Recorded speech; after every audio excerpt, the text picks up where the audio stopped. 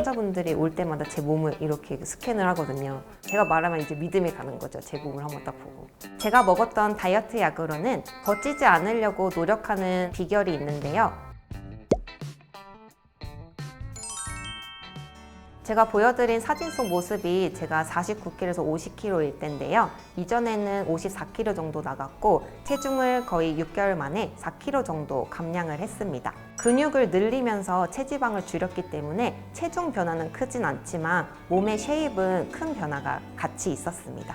제가 다이어트를 하게 된 계기가 있는데 예전에 다이어트 병원에서 일하게 되었을 때 환자분들을 상담하다 보면 제가 직접 경험을 해봐야 조금 더 현실감 있게 설명할 수 있더라고요. 그래서 실제로 제가 제안하는 다이어트 식단과 운동을 실천한 결과 사진 속 모습이 완성된 거죠. 제가 추천하던 다이어트 식단은 우선 탄수화물은 손바닥 반, 단백질은 손바닥 하나, 야채는 드시고 싶은 만큼 수북하게 드시는 식단을 권장해 드렸어요. 제가 먹었던 다이어트 약으로는 첫 번째로 식욕 억제제입니다. 모양 자체가 나비 같다고 해서 나비약이라는 별칭이 붙은 디에타민이라는 약인데요. 최근 청소년 사이에서 이 약이 다이어트에 효과가 있다고 해서 유행처럼 번지기도 했는데요. 뇌에서 배고픔을 덜 느끼게 해주고 포만감을 증가시켜서 식욕을 억제하는 효과가 있습니다. 하지만 부작용이 만만치 않고 의존성과 내성을 유발할 수 있기 때문에 향정신성 의약품으로 지정되어 있고요. 보통 성인 기준으로는 1일 1회 37.5mg을 일정 복용합니다. 저는 특별히 부작용이 없어서 하루에 2번 반알 정도씩을 복용해 보았어요. 사람마다 약물에 대한 반응이 다르기 때문에 저처럼 2번 복용할 수도 있고 용량도 4분의 1에서 한 알까지 조절할 수 있기 때문에 주치의 선생님과 함께 약물은 조절할 수 있습니다. 단, 길어도 3개월 이상은 이 약은 복용하는 것을 권장하진 않습니다. 식욕 억제제는 중복 처방하는 것이 안 됩니다. 그래서 식욕 억제제는 단일로 유지하는 게 좋고 만약에 그걸 먹는데도 식욕 조절이 안 되면 다이어트 약은 안 드시는 게 맞습니다. 두 번째로 복용해 본 약은 체지방 분해제라고 하는 열 생산 촉진제입니다.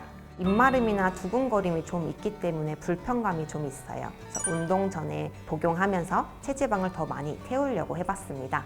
임산부나 기저질환이 있는 분들은 주치의와 상담 후에 꼭 필요할 경우에만 써야 되고요. 음주나 흡연은 같이 하지 않는 것이 좋습니다.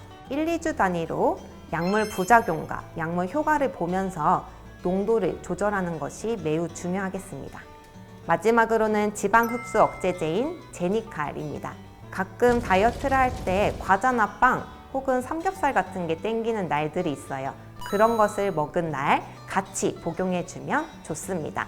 내가 복용한 지방의 30%는 흡수되지 않고 배출이 되기 때문이죠. 별칭이 회식약이에요. 그래서 회식하는 날 좀 기름진 거 먹고 늦은 시간에 뭐 튀긴 거 삼겹살 이런 거 먹게 되잖아요. 그래서 그런 날만 필요할 때 드셔도 됩니다.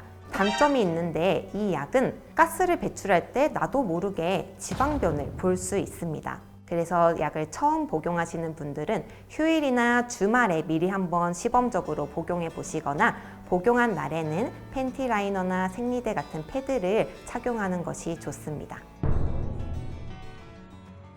다이어트 약 자체가 살을 빼줄 걸 기대하고 드시게 되는데요. 다이어트 약은 살을 빼주는 약이 절대 아닙니다. 결국 내 생활 습관이 바뀔 동안 함께할 페이스메이커라고 생각하시면 됩니다.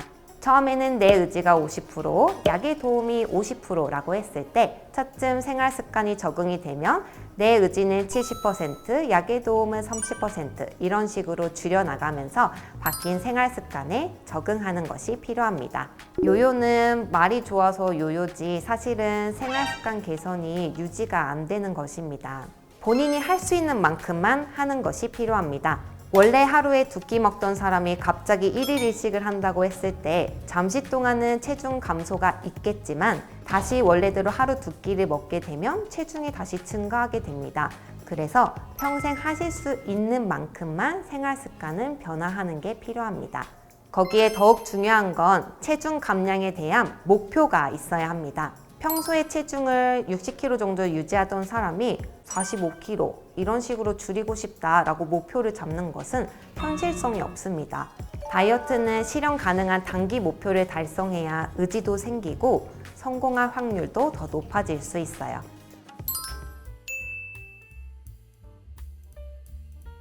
그래도 제가 더 찌지 않으려고 노력하는 비결이 있는데요. 바로 근력 운동입니다.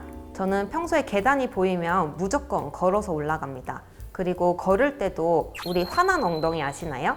엉덩이에 칵칵 힘을 주고 걷게 되면은 엉덩이 근육과 허벅지 근육을 같이 쓰게 되거든요. 그리고 앉아 있을 때는 배에 힘을 주고 그다음에 등 근육을 써서 날개뼈를 접어주는 동작들을 지속적으로 하면 꾸준히 근육을 쓰게 됩니다. 골격근이라고 하죠. 골격근을 지속적으로 유지하게 되면 기초 대사량도 올라가게 되고 몸매도 예쁘게 유지할 수 있어요.